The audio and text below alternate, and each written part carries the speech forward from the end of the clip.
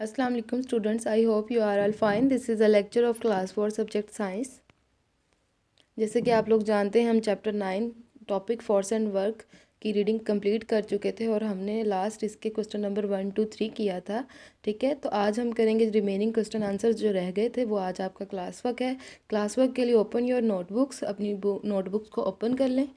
अपनी नोटबुक्स को ओपन करने के बाद आप बहुत अच्छे से उस पर मार्जिन लाइंस लगाएं और मेरे साथ साथ इस काम को करते जाएं। ठीक है, आज हमने करना है क्वेश्चन नंबर 4। क्वेश्चन नंबर 4 करने से पहले सबसे पहले अपनी नोटबुक पे डेट एंड डे मेंशन करें।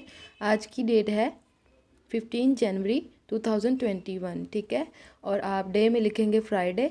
क्लास वर्क टॉपिक क्या है हमारा, फोर्स एंड वर्क, और ये क्वेश्चन आंसर कौन से पेज नंबर पे है, 75 पे। ठीक है, तो स्टार्ट करते हैं आज की वर्किंग। क्वेश्चन नंबर 4 है when the work is said to be done.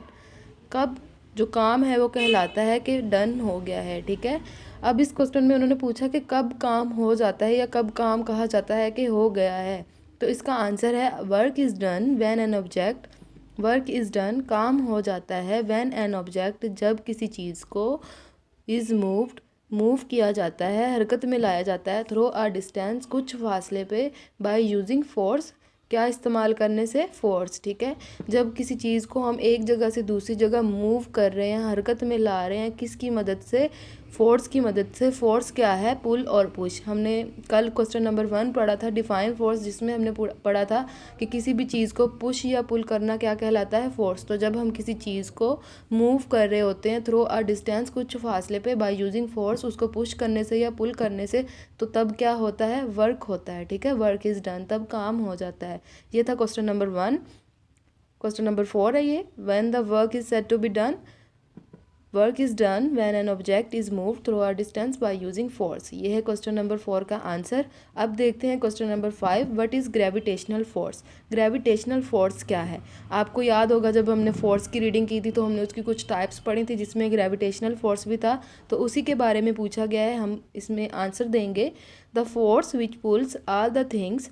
वो फोर्स विच पुल्स जो खींचती है, ऑल द थिंग्स तमाम चीज़ों को, toward the centre of the earth, किसके दरमियान में, अर्थ के दरमियान में, इज़ कॉल्ड ग्रेविटेशनल फोर्स।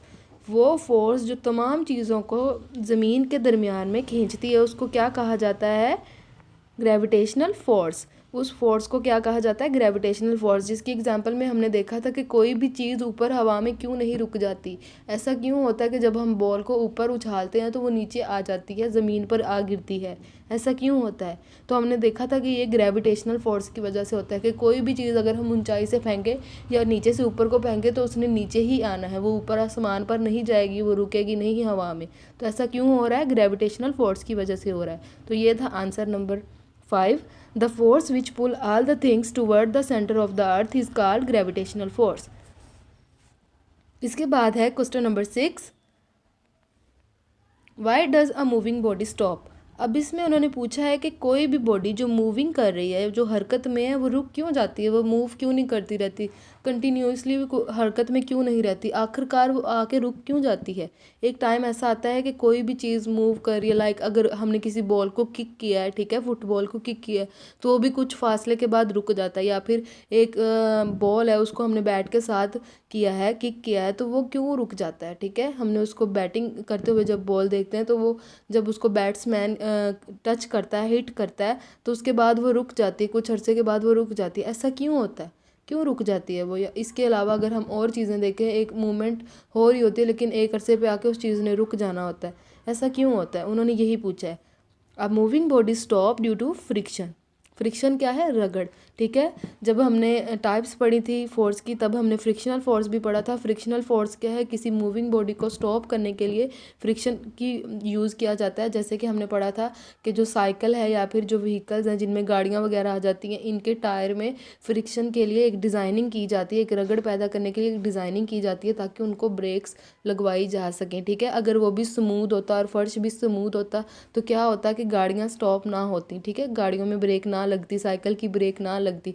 तो फ्रिक्शन को हम यूज़ करते हैं किसी भी बॉडी को, मूविंग बॉडी को स्टॉप करने के लिए। ठीक है, a moving body stop due to friction. ठीक है, हमने बॉल की एग्जांपल पढ़ी थी, जब एक बॉल एक डिस्टेंस पे मूव करती करती जाती है और देखें कि अगर कोई जो जगह है वो ज़्यादा रफ़ होती है, ज़्यादा खुरदरी होती है, तो उस पर बॉल जल्दी रुक जाती है। ऐसा क्यों होता है? क्योंकि खुरदरी जगह पे ज़्यादा फ्रिक्शन प्रोड्यूस होती है, ठीक है, जिसकी वजह से वो बॉल जल्दी रुक जाती है। लेकिन अगर कोई जगह ऐसी है जो बहुत ज़्यादा स्मूथ है, सॉफ्ट है, तो उस पर क्या होता है कि बॉल दूर तक चली जाती है। क्यों ऐसा होता है? क्योंकि वहाँ पर फ्रिक्शन कम होती है।